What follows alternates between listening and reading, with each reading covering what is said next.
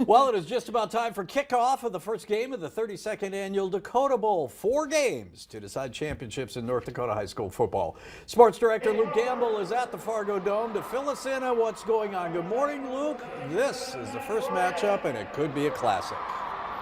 Hey, good morning, Wayne. Yeah, an incredible day set here in the Fargo Dome. We're getting starting lineups underway behind us for the Class single-A game, followed by 9-man after that, and then, of course, AA and AAA headlining the afternoon slate.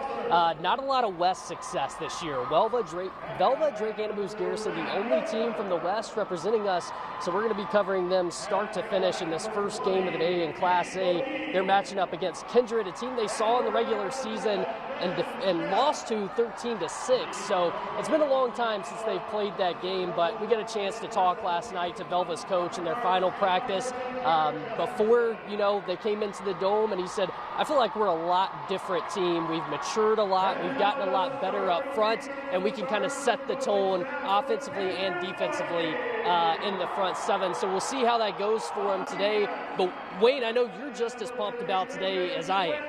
I am, and you mentioned the coach. Matt Weidler takes over for a legend there. Larry Sandy was there. He's got his team on the cusp of another championship. How has he handled it this week?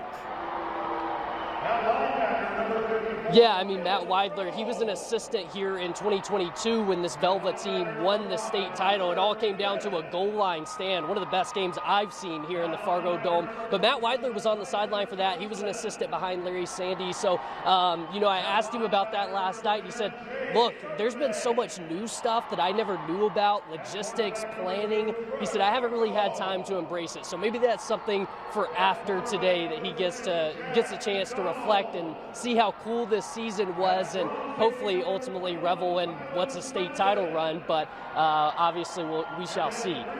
Just a 7-point loss against Kindred in the very first game of the season, so this should be a good one. Now, the 9-man game is to follow. Tell us a little bit about that matchup. Yeah, hey, both of those teams averaging more than 60 points per game. You and I talked about this one a little bit yesterday on KFYR Plus. That's going to be an absolute shootout. Don't expect much defense in the 9-man game. New Rockford Cheyenne against Lemoore Litchfield Marion, the top seed in the state. So we'll have full coverage of that one as well. It should be a lot of fun to kind of see which offense prevails in that setting. But stay tuned with us all day on air and online as we'll have full coverage. You can find our Destination Dakota Bowl article on KFYRTV.com. We'll be adding videos as well as updates throughout the day. But Wayne, thanks for having us. Always enjoy being a part of the show with you guys. All right, Luke, thank you so much. Safe travels on your way back for you and JT, and we'll look forward to your coverage. Thanks a lot.